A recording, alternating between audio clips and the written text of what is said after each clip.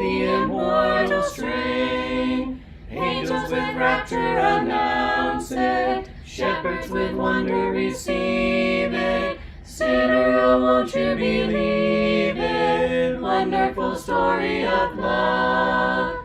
Wonderful story of love. Wonderful story of love. Wonderful story of love. Wonderful story of love.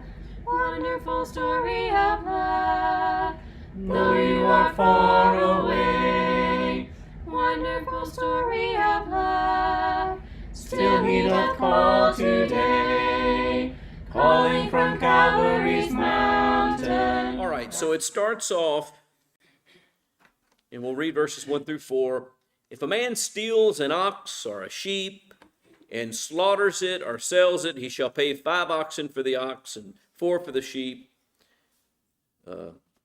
If the thief is caught while breaking in and is struck so that he dies, there will be no blood guiltiness on his account.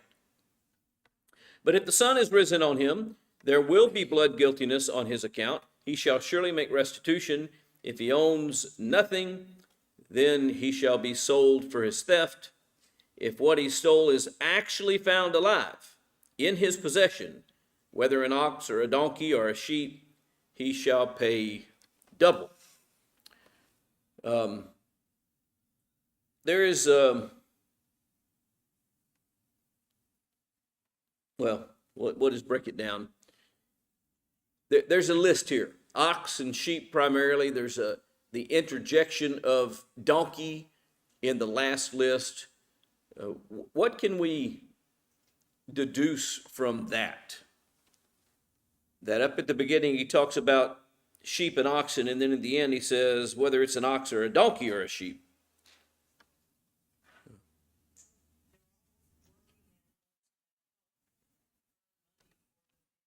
Exactly. The reason those animals are chosen is because those animals were domesticated and used for work. Donkeys primarily served what purpose? Carrying loads and travel. Oxen were actually used a lot for planting, for moving things by cart, large loads, for threshing out their wheat. There's lots of jobs that oxen played around the property, around the home. And then sheep had actually 2 primary roles. What were they? Food and clothing, and sacrifice. So all of these were named because they were the things that people would have possessed.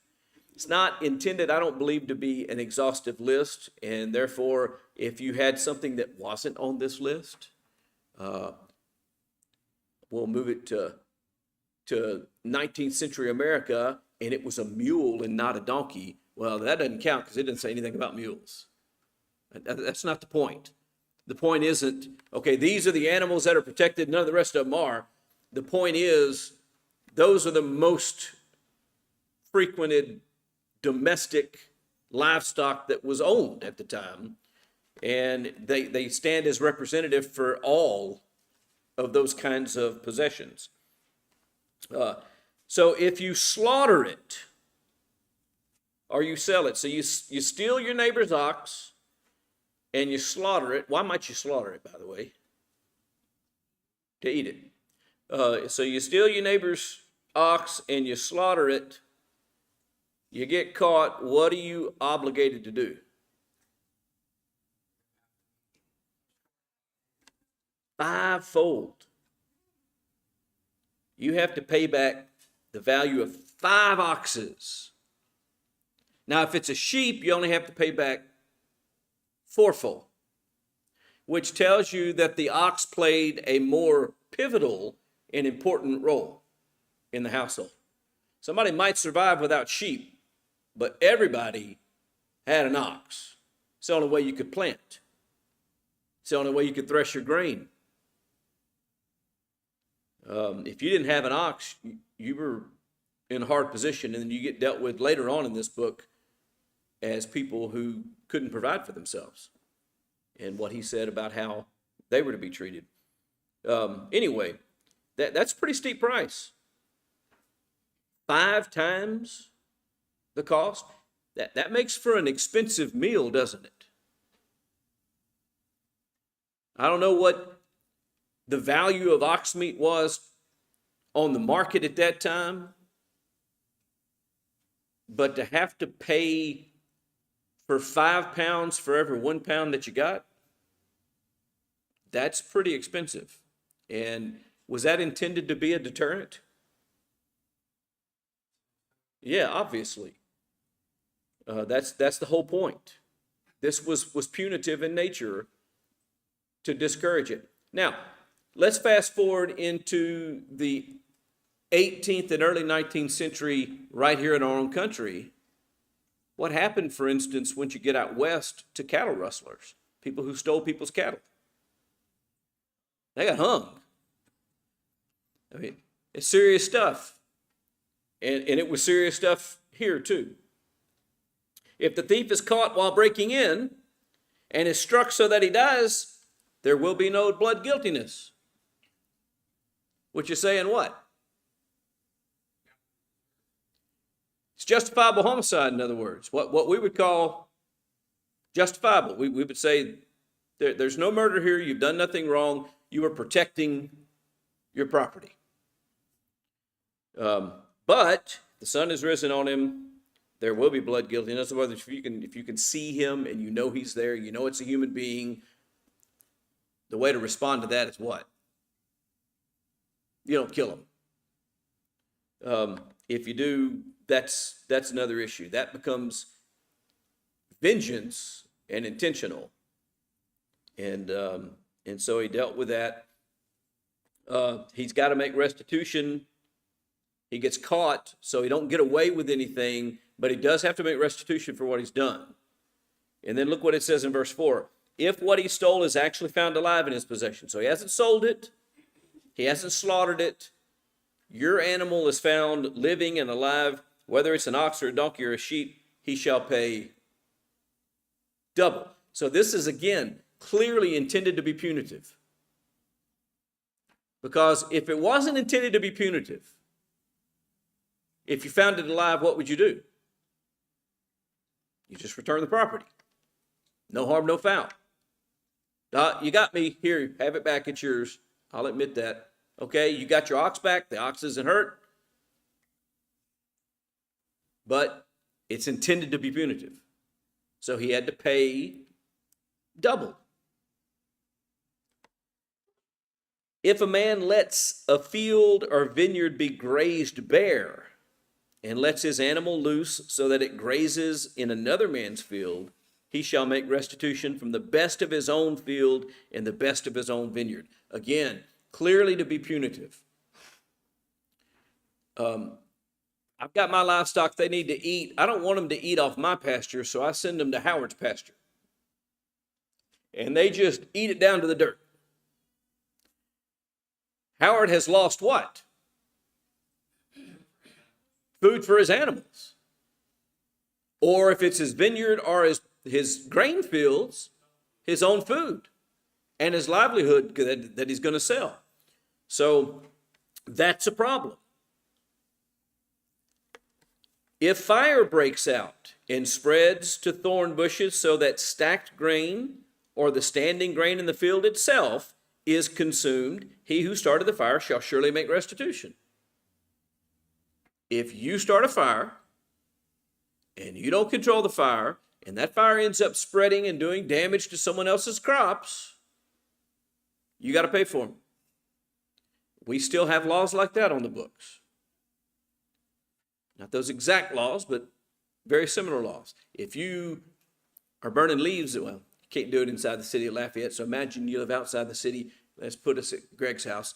Greg's burning leaves in his backyard, and the wind blows, and it spreads over, and the grass in his neighbor's yard catches on fire, and it spreads and burns his outbuilding down. Who's responsible for the outbuilding? Greg. He set the fire. It's the same kind of principle here. That's what's being discussed here. If a man gives his neighbor money or goods to keep for him, okay, what are we talking about here?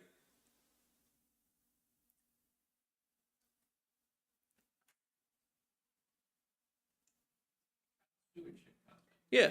Okay, so let's say I'm going to be gone for a while. And I've got something valuable that I don't want to just leave laying around. And so I go to David and I say, David, I'm going to be gone for a couple of weeks. Can you take care of this for me? And he agrees. That's what we got going on here. But during that time that it's under his responsibility, it's stolen. If the thief is caught, he shall pay double. Again, we've got this punitive. You got to pay for what you took and 100% more. If the thief is not caught, this is where it starts getting kind of interesting. If the thief is not caught, then the owner of the house shall appear before the judges to determine whether he has laid his hand on his neighbor's property. So what is that talking about? Whether the steward in this case had anything to do with his disappearance. Okay. So I get back and David says, it's gone. Don't know what happened to it. And I go, well, I need my stuff. And he says, I didn't have anything to do with it. It just disappeared. Well, did he have anything to do with it or not? He says, you go before the judges.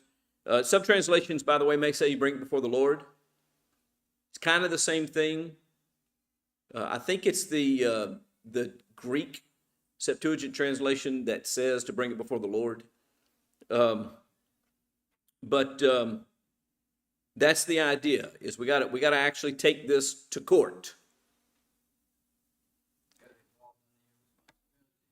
Now, where's the problem in this?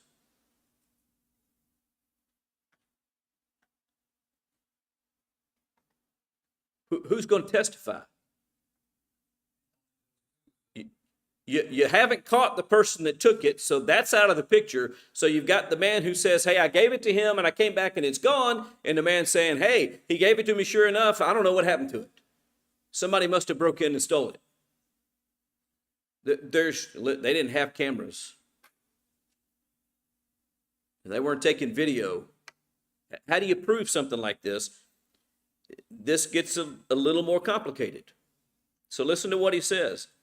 Appear before the judges to determine whether he laid his hands on his neighbor's property for every breach of trust, whether it's for ox or for donkey, for sheep, for clothing, for any lost thing about which one says, this is it, the case of both parties shall come before the judges.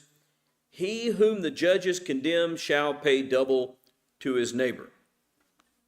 If a man gives his neighbor a donkey or an ox or a sheep or any animal to keep it for him, and it dies, or is hurt, or is driven away while no one is looking, an oath before the Lord shall be made. Again, the key is while no one is looking.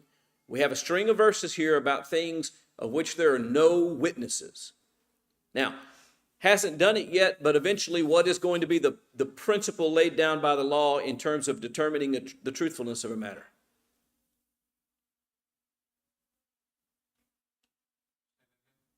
I said it hasn't been introduced yet, but eventually we're going to have introduced into the law the premise of how you can confirm what has happened.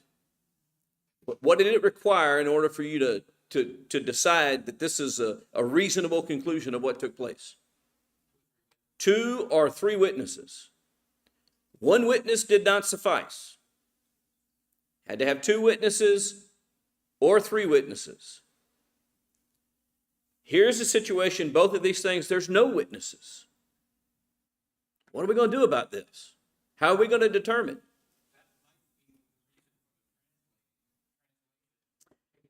That is part of the reason, and that's where we're going with this. So listen to what it says here.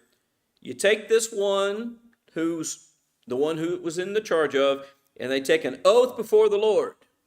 By the way, do we do anything similar to that in our court systems? What do? We swear to tell the truth, and we swear to tell the truth how? On the Bible, which is to say on the Word of God, which is to say on the Lord. They didn't pick this stuff out of thin air when they devised our court systems. They borrowed heavily from this system. The oath before the Lord shall be made by the two of them. So both witnesses, the owner and the caretaker, who are in dispute, have to both swear in that he has not laid his hands on his neighbor's property, and its owner shall accept it, and he shall make no restitution. So you go before it and you swear before the Lord, I promise you I did not do this. If the owner accepts it, believes you. Let's say you got a good relationship with your neighbor, and you go, you know what, okay, if you're going to swear to the Lord, then I'll take your word for it. Then that's fine. There's no restitution in that case. The person who was given the responsibility, it's not his fault, and so you don't punish him. But if it is actually stolen from him, he shall make restitution to its owner. If it's all torn to pieces, let him bring it as evidence, and he shall not make restitution for all that's been torn to pieces. So we've got all those principles. My question then becomes, as we read through this, how's it ultimately determined? If there are no witnesses, and the guy says, I'm telling you, I didn't have anything to do with it, and the owner says, that's not good enough. I'm convinced he did it. How do they make that determination? And it doesn't go into a lot of detail here, other than that phrase that it shall be brought before the Lord, or it shall be brought before the judges. I think that those two phrases are equal. When you look at, and there's a slew, we won't take the time to do it. Exodus 28 and verse 30 introduces, for instance, part of the high priest's garments were what? Two stones, the Urim and the Thummim. Those stones were used to inquire of God. Proverbs chapter 16 and verse 32 talks about casting lots to get an answer from God. Probably in some way connected to that same idea. The Bible doesn't go into a tremendous amount of description of the process, but Deuteronomy chapter 1 makes reference to it. Numbers 5 makes reference to it in another legal case where there's no one to testify. Deuteronomy 19. Let's just flip over to Deuteronomy 19 for a minute.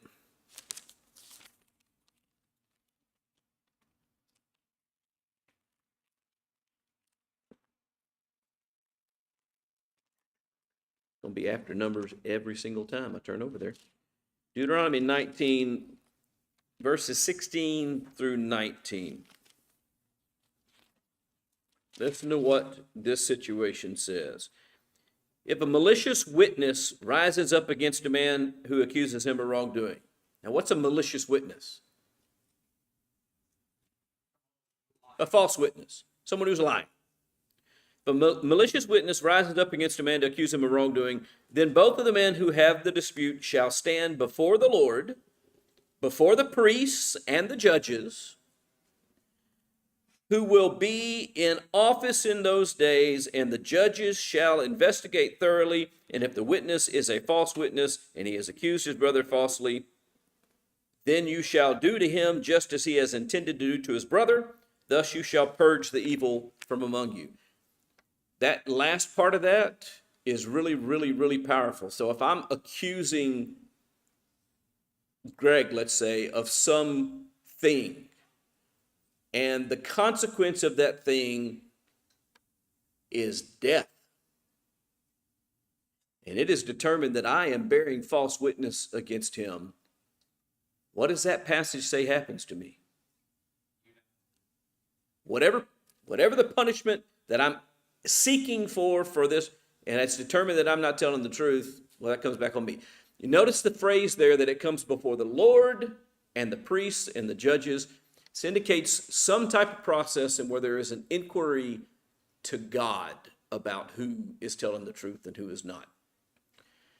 That is the only way that questions where there are no witnesses can be answered, is for God to answer them. Exactly how the process worked, it never goes into a great amount of detail. But that it happened, there's enough passages that allude to it. One of the other cases that we're going to get to eventually is if a woman is raped and she's out in the countryside and there are no witnesses. How do you know if it's consensual or if it's actually rape? It was to be brought before the Lord. You go back to the beginning of this process, back in Exodus 18, you'll remember that the whole system was set up where Moses was told, give these lighter cases to these other people, let them decide them. Only the tough cases should be brought to you. I'm convinced that the tough cases, at least in part, deal with these cases that otherwise can't be answered. And then Moses and Aaron had something that the rest of the people didn't have. What was that? They were prophets. They received information directly from God. And so I think that in some way that's involved in answering these questions that otherwise could not be answered. You said something earlier. You said civil law, criminal law, is now has a large part adopted this set of principles. Not all of them, but yeah, in large part. So isn't this really the first codified law that was given? The pagans had nothing similar at all. In fact, it was only in the mind of their monarch or their king or their ruler as to how cases would be settled, and there was no codified. Yeah. All I can tell you is that this is the oldest codified law that I know of. Now, there are some other old codes that we have physical evidence for that you hear about sometimes when you study history, that this is the oldest written set of laws that we have. You'll hear people say those are ancient as well. And there was, I think one of the things that generally is true is justice, and the idea of justice is generally held by most people. They want to see justice. Now, the problem is, and this goes all the way back to the very beginning, problem is when it's against me and my emotions get involved in the mix, I don't just want to see justice. What do I want to see? I want to see revenge or vengeance. And how much of the Bible is dedicated to telling us vengeance belongs to God, not you? So all of this needs to be read through the lens of this is God showing them how to get justice and limiting their hand on what they can do. You can do this and no more. That's the whole thing of eye for eye, tooth for tooth, hand for hand. The whole principle of that is the punishment has to be proper for what is done. You can't exact revenge. I have killed a boy for striking me. That's the boast of a man. If you hit me, I'm going to kill you. Even in this discussion, somebody's coming in to steal your stuff. If it's at night and you hit him and kill him, there's no guilt. But if it's not, well, then there's a potential problem there. There has to be a realization where things that are reasonable, that's the word we use in our system. Things that are reasonable are allowed for, and things that are unreasonable are not allowed for. He's making those same kinds of rules here. Now, the other thing I want to mention, and appreciate your question. We just want to refresh this. I've said this before, but I want to keep it before our minds always. This is not an exhaustive list of all the laws that were out there. This is a representative list, just giving us an idea. And some of these things come into play in the story of Jesus, and I think that's even more important, is that some of these laws come into play in the story of Jesus, such as the rule about establishing the truth of something, that on the mouth of 2 or 3 witnesses a matter can be confirmed, will come up again. And at one point, and we may talk about this at the end of the hour, at one point, Jesus says, I know that my testimony about myself doesn't prove anything to you.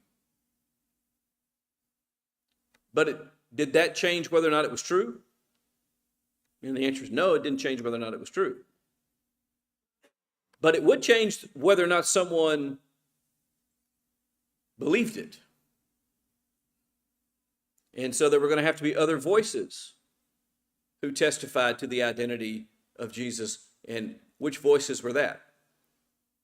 There were 2 other voices that are identified in the New Testament, so that we have 3 witnesses of who Jesus was. Jesus claimed that he came down out of heaven. So there's one. Where's the second and third witness? Well, John the Baptist is one, but you know what? We might question him, but the God who spoke twice from heaven audibly, this is my beloved Son in whom I'm well pleased, hear him. There's the testimony of the Father, there's the testimony of Jesus, and then he said, the works that I do, which were done by the power of the Spirit. So the testimony of all 3 persons of the Godhead, the miracles that Jesus worked, the testimony that Jesus gave, and the testimony that came directly from heaven about Jesus. Audible for people to hear. This is my Son. Not only that, the day he was born, what happened?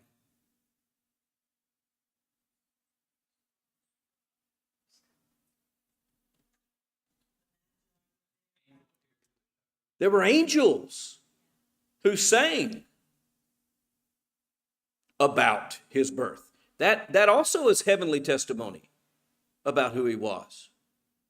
So his entire life was surrounded with divine testimony about who he was, so that it could be confirmed under the principles of the law. There were 3 independent witnesses. And then when the apostles were sent out to bear witness of the resurrection, how many of them were there?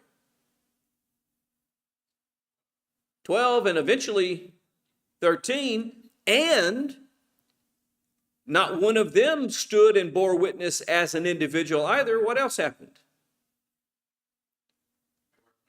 The Spirit bore witness with them through the miracles. So at any point in time when the gospel was being preached, there were 2 independent testimonies. The eyewitness who was speaking it, we knew him, I spent time with him, I saw him, I talked to him, he ate, it was him, he was risen. Thomas could say what? I handled the wounds in his body. I know it was him. I know it was the same one that came off the cross because I stuck my hand in his side.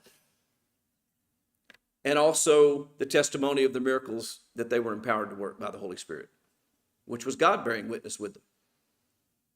There was always 2 witnesses. That comes into play. And then there's some other things that come into play we're going to get into in just a second. In fact, it's the next 2 verses. And we're going to be not having enough time to fully talk about it. So I'm just going to introduce it. Anybody have any questions about this before we move on to verses 16 and 17? 16 and 17 is definitely where we're going to start again next time, because we can't fully examine all this. I guess I didn't deal with anything after verse 9, so I got to finish that first.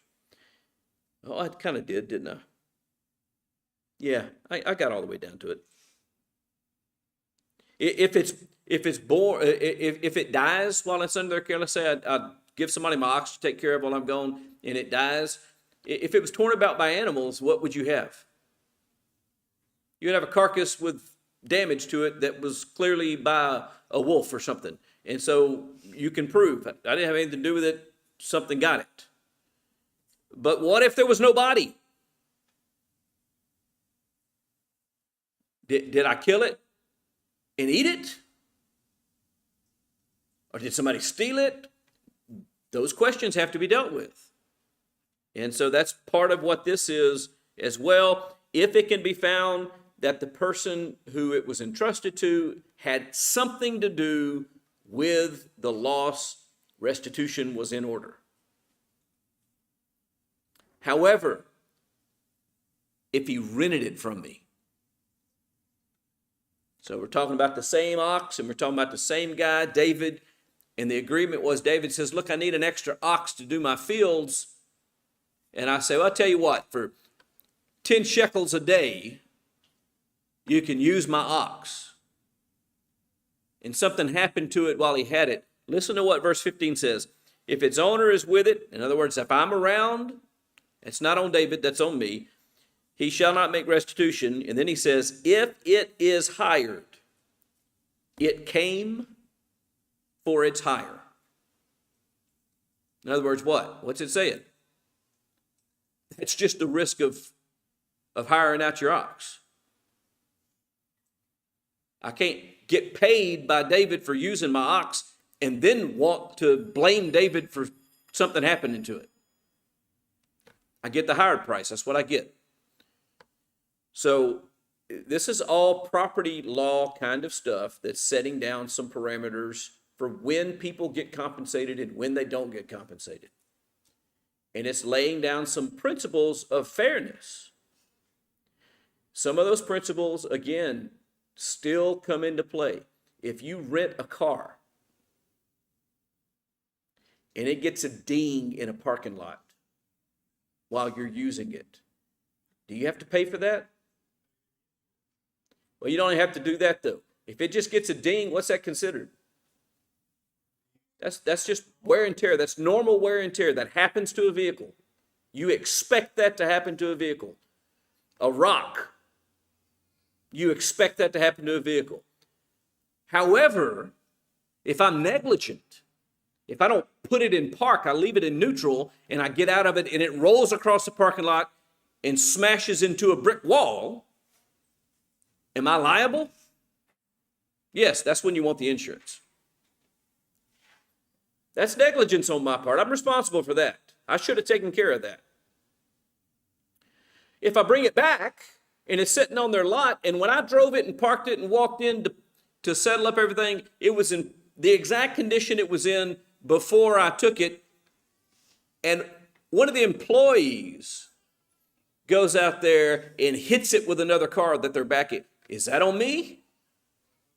No, that's on them. The owner's there. That's there. They did it. These same kind of principles are what lay down those same ideas to who's responsible. You have to answer those questions. It's not always really easy. 16 and 17, I'm going to tell you up front. We're going to talk about that probably all of class next time. So look very closely at it. Think about it a lot. And think about the significance of it. It's an important piece of the puzzle. And it does come up later and influence some things later. Got to stop. I appreciate everybody's participation and the discussion. Wonderful story of love. Tell it to me again. Wonderful story of love. Wake the immortal strain. Angels with rapture announce it. Shepherds with wonder receive it. Sinner, oh, won't you believe it? Wonderful story of love.